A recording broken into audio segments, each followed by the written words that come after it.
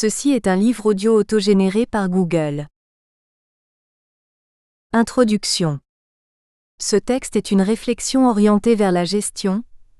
Il s'adresse aux lecteurs que leur responsabilité de leader amène à se pencher sur les fondements théoriques de leur action. La première partie de cet écrit énoncera le problème abordé. On nous dit qu'il faut bien faire, alors que nous sommes confinés dans un type de connaissance qui limite jusqu'à notre sentiment de liberté, et que conséquemment, nous constatons incohérence et impuissance de la gouvernance face aux défis actuels. C'est l'objet du premier chapitre. La solution proposée au deuxième chapitre est de prendre les risques que comporte le recours à l'intelligence collective qui se manifeste quand les conditions sont favorables pour que les individus s'identifient au groupe, et qu'en émergent des contenus imprédictibles. Après ces deux premiers chapitres, nous continuerons avec ma propre expérience et comment, au sortir de l'adolescence, je me suis libéré de l'idéologie scientiste qui fait obstacle à l'exploration d'autres conceptions plus adaptées aux défis managériaux. Nous aborderons ensuite l'approche systémique qui a permis d'appréhender les phénomènes complexes, en intégrant les notions d'autonomie, d'identité et d'émergence. La deuxième partie sera entièrement consacrée à une descente progressive à l'origine de courants de pensée qui nous influencent, illustrés le plus souvent par quelques-unes de leurs répercussions actuelles, et par une comparaison avec d'autres modes de pensée qui en divergent. Ces chapitres seront consacrés successivement dans l'ordre antichronologique. À l'époque des Lumières qui engendra le libéralisme politique et économique. À celle qui débuta avec Descartes, et qui amena la domination du monde. Aux croyances bibliques qui charrient le jugement et l'ordre social. Aux origines du monothéisme transcendant, qui introduit le machisme et la lutte pour la possession. La troisième partie nous donne des pistes de réflexion pour reconsidérer plus globalement les choses. La quatrième partie nous propose une méthode applicable à l'entreprise considérée au sens large, et énonce 10 maximes d'application pratique. Comme vous le lirez, le travail que je vous propose est fait de beaucoup d'impressions, comme il sied à l'amateur que je suis dans la plupart des disciplines abordées, et tel quel, il ne satisfera aucun spécialiste.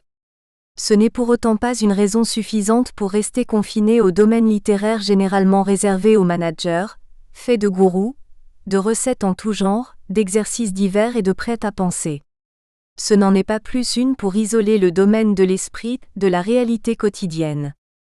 Ce cheminement de la pensée à l'agir est donc destiné à ceux qui s'intéressent au lien entre les déterminants culturels et leur traduction dans l'action journalière. Peu de place est laissée aux spéculations, sans doute pertinentes, qui postulent que demain sera radicalement différent d'hier. Le propos se situe en deçà. Il y aura toujours des choses à faire et des groupes humains pour les réaliser. Dans cette optique, c'est au contraire l'exploitation idéologique ou simplement cynique du catastrophisme ambiant, et ses répercussions sur notre capacité de réaction, dont il faut étudier les mécanismes et les motivations sous-jacentes. Au fur et à mesure de mon écriture, j'y ai décelé et tenté d'expliciter de nombreux syncrétismes, beaucoup d'autres m'ont certainement échappé, de même que quelques pièges d'une raison, sans doute rebelles à l'objet de cet écrit. N'étant ni chercheur, ni professeur, mais plongé dans l'ici et maintenant de l'entreprise, la connaissance m'intéresse pour l'utilisation qui peut en être faite, sachant qu'on est mieux servi par un instrument dont on connaît les principes et partant les limites. Ce point de départ explique aussi sans doute celle de cet écrit, plus foisonnant et papillonnant que méthodique et reposant dans chaque domaine sur une base de connaissances structurées comme en donnent les études de sciences exactes ou humaines. Du management, il a emprunté le caractère empirique et curieux qui comptant sur l'épreuve de la réalité pour séparer le bon grain de l'ivraie, s'abreuve sans retenue à la plus grande variété de sources hors de tout conventionnalisme sécurisant. Sachant aussi que le savoir-faire quotidien demande plus la connaissance que l'explication, le texte n'hésite pas à briser un ordre purement didactique, à laisser quelques paradoxes en suspens, ne les reprenant sous d'autres éclairages qu'après qu'ils aient interpellé et incubé pour mieux se répandre. Il ne faut pas qu'une forme imposée au propos en limite la portée. J'engage donc à me suivre tous ceux qui guettent les concepts qui sous-tendent l'action. C'est elle surtout que je veux servir et à laquelle nous devons donner du sens, ou à tout le moins éviter le non-sens.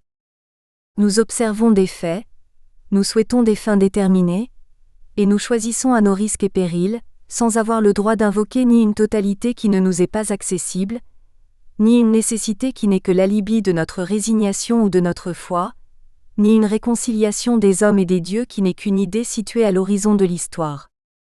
Raymond Aron. 1. Impuissance. Quelle est la raison d'être des cadres et des managers? Pourquoi sont-ils là et que leur demande-t-on? On compte sur eux pour que ça marche. Cela semble très trivial et pourtant c'est beaucoup plus compliqué qu'il n'y paraît. Car que représente ça? Chacun le conçoit dans l'instant sans qu'un éclaircissement soit nécessaire. Bien au contraire, toute explication d'un contenu serait réductrice, non parce que nous ignorerions qu'en fait nous donnons à ça des significations différentes qui, faute de confrontation, ne nous apparaissent pas, mais à mon avis, du fait que nous sommes en partie dans l'inexprimable conviction commune, et je vous demande de le croire, au moins les premiers temps de cette lecture. Vous voyez comme l'entrée en matière de ce sujet est difficile, et interroge tant l'intersubjectivité que l'objectivité. À l'heure des bilans, quiconque a exercé des responsabilités et qui n'en a pas exercé, s'intéresse à la trace ou à l'impact qu'il a pu avoir, ou dont il a su s'abstenir sur le monde qui l'entoure de plus ou moins près. Dans la sphère publique, il n'est pas inhabituel d'entendre que ce ne sont pas les fonctions qu'il a occupées qui honorent un homme, mais la manière dont il les a remplies. Si l'adolescence soupèse entre l'être et l'avoir, quand la conjugaison se décline au passé encore simple, il est question d'avoir été et bien plus encore d'avoir fait. Notre vision occidentale militante interroge d'emblée les idées et leur traduction en action, bonne de préférence, et ce même penchant pour le dépassement nous fait placer tout naturellement en tête les fonctions de direction et de gouvernance. Mais cette vision, qui a poussé la raison et la science dans leur retranchement actuel, nous dit le poids du déterminisme et la possible inanité du libre arbitre. C'est que les idées pour lesquelles parfois nous mourons, fût-ce de mort lente, ne se dévoilent pas à nous dans tout leur contexte et conséquences. Ainsi, si la science éclaire la raison, l'épistémologie qui étudie la connaissance scientifique nous en montre les limites, celles qui brident notre imagination. Et quand j'évoque le mot épistémologie, je provoque déjà une démarcation, puisque ce terme restreint le champ vers la science, et qu'il faut sans doute lui préférer le concept de gnoséologie, plus large, moins idéaliste, mais qui peut-être recèle encore un piège qui m'échappe. Si nous faisons fi de notre mégalomanie prométhéenne qui nous ferait penser que toute connaissance nous est accessible, les explications, j'allais dire les excuses, aux limites de notre entendement ne nous manquent pas. Je me permets à titre d'exemple d'en énumérer quelques-unes. D'abord, le champ de notre compréhension et de notre appréhension devrait normalement être strictement limité par la configuration, le câblage des organes qui y sont dédiés, dont on peut raisonnablement postuler qu'ils en sont le support matériel. À un niveau plus abstrait, la structure du langage est un autre déterminant, une autre limite. À titre d'illustration, on a souvent parlé des idéogrammes extrême-orientaux, qui eux permettaient de saisir une situation dans sa globalité sans le prisme de l'analyse, et donnaient ainsi aux Asiatiques, et singulièrement aux Japonais chez qui coexistent les deux types d'écriture, un avantage dans la compréhension des systèmes complexes. Il n'est cependant pas sans intérêt de noter qu'au départ de l'invention de ces idéogrammes, dans un vaste empire où coexistent de nombreuses populations distinctes, il y a la volonté de communiquer et d'administrer en évitant les traductions linguistiques, mais sans doute de manière plus perfide, en instillant un courant de sensibilité dominant qui est aussi une limite substantielle. Le vocabulaire en lui-même constitue un champ et donc une limite, qui est, selon les langues et le vécu des peuples qui les utilisent, plus ou moins riche ou pauvre en certaines possibilités de description. Quatrième exemple, à un niveau plus restreint encore, la dialectique matérialiste, elle-même reflet des contingences très prégnantes de l'ère industrielle, conditionnait toute réflexion et appréhension du monde à la situation matérielle dans laquelle évoluait l'observant. N'échappant pas à son propre mécanisme, elle se condamne en tant que philosophie, mais attire notre attention sur les degrés de liberté dont jouit réellement notre conceptualisation du réel. À tout seigneur tout honneur, je terminerai cette énumération d'entraves par celle qui va le plus nous occuper dans les pages qui suivent. Le monde des croyances et des idéologies va en effet, particulièrement marquer et circonscrire les modes de pensée et d'agir. Beaucoup d'études sous-tendues par leurs propos présenteront des liaisons douteuses entre les faits et leurs observateurs trop engagés. Nombre de ces visions, parfois dites scientifiques, seront, si j'en juge, monstrueuses pour certaines, souvent naïves, mais à l'occasion très insidieuses et difficiles à détecter, ce qui leur assure la pérennité.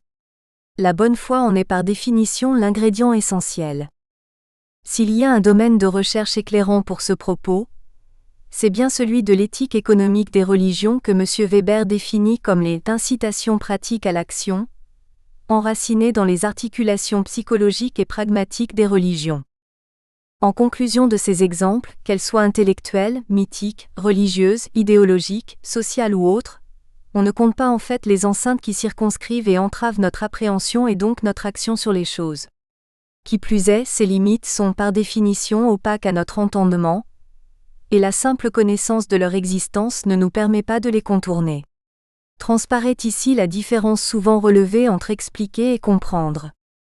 Vient aussi la question des mobiles qui, d'une cohérence partiellement sous-jacente et inavouable, cimentent l'ensemble du système de croyance, autant qu'il le dérobe à la connaissance. Ainsi, avec un clin d'œil à la récursivité, on peut par exemple s'interroger sur l'origine du besoin de savoir ce qu'il nous apporte et ce de quoi il nous prive. En cherchant bien, peut-être qu'on trouvera. Ayant inventorié ces différentes entraves à la pensée et à l'action quotidienne et professionnelle, je me dois d'ajouter à la difficulté liée à la nature même des entités décrites, une complexité tant quantitative que qualitative. Elle saute aux yeux du responsable d'entreprise ou d'institution qui sait que si, par les modes traditionnels, pour les productions simples, les concepteurs peuvent maîtriser l'invention, diriger la réalisation et vérifier la conformité a posteriori, l'assurance de cette maîtrise devient d'autant plus aléatoire que le produit est compliqué, requiert les connaissances et l'interaction de spécialistes, doit s'adapter à des besoins variables et évolutifs, est intangible et consommé simultanément à sa production. Mais beaucoup d'entreprises humaines présentent ce niveau de complexité, dont souvent à mon humble avis certains acteurs, et ce d'autant qu'ils s'élèvent dans la hiérarchie et perdent le contact avec le terrain, méconnaissent ou négligent les impacts.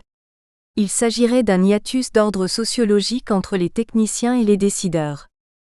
Ce déphasage entre nos conceptions théoriques limitées et la complexité du réel est l'origine d'un énorme stress pour ceux qui sont censés assurer la performance quotidienne. Constater que nous sommes responsables et comptables d'événements qui n'obéissent pas nécessairement, ni souvent aux principes qu'on nous a donnés pour vrais et pour seul bagage, est une expérience suffisamment déstabilisante pour susciter chez beaucoup le déni. J'applique même si je devine que cela ne marche pas, que c'est partiel et réducteur. La perception d'une situation de plus en plus complexe et bloquée dans ses multiples interactions, ses conciliations, ses consensus, renforce encore l'inhibition des décideurs. Plus la connaissance leur permet un impact, plus ils ont des difficultés à l'exercer. Car c'est au moment où des capacités de visualisation et d'objectivation très amplifiées sur nos systèmes nous sont données par une gestion technique triomphante, que la primauté prise par celle-ci nous apparaît au cœur même des problèmes. Ce constat peut s'étendre à de nombreux domaines. Il n'y a jamais eu autant de moyens mis au service du contrôle social, allant des caméras aux animateurs de rue, en passant par toute une série d'initiatives et d'institutions, et les incivilités et les fractures se multiplient pourtant à la même allure. Les transactions financières fonctionnent sur des supports informatiques qui seraient capables d'une transparence instantanée, et le système n'a jamais été aussi opaque et incontrôlable et les règles de bonne gestion aussi délaissées. Quel rôle excessif n'avons-nous pas dans ces deux cas accordé à un social intériorisé, qui ne s'y manifeste visiblement pas? Le problème n'était donc pas uniquement technique, et en fait, on s'en doutait un peu. Au moment où la remise en question s'avère d'ordre conceptuel, l'inadéquation que vit le management est encore amplifiée par une formation devenue essentiellement qualifiante, et une culture de plus en plus orientée objet, comme diraient les informaticiens.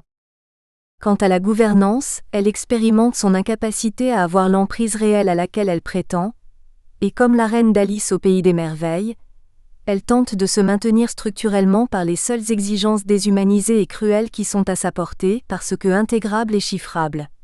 La part de marché, le nombre d'emplois ou d'unités produites, la rentabilité ou l'équilibre selon que le secteur est ou non marchand ou politique. On constate aussi souvent avec regret l'absence d'une certaine éthique, relevant plus de la responsabilité que de la conviction personnelle de détenir la vérité, ou du besoin très prosaïque d'assurer sa propre pérennité.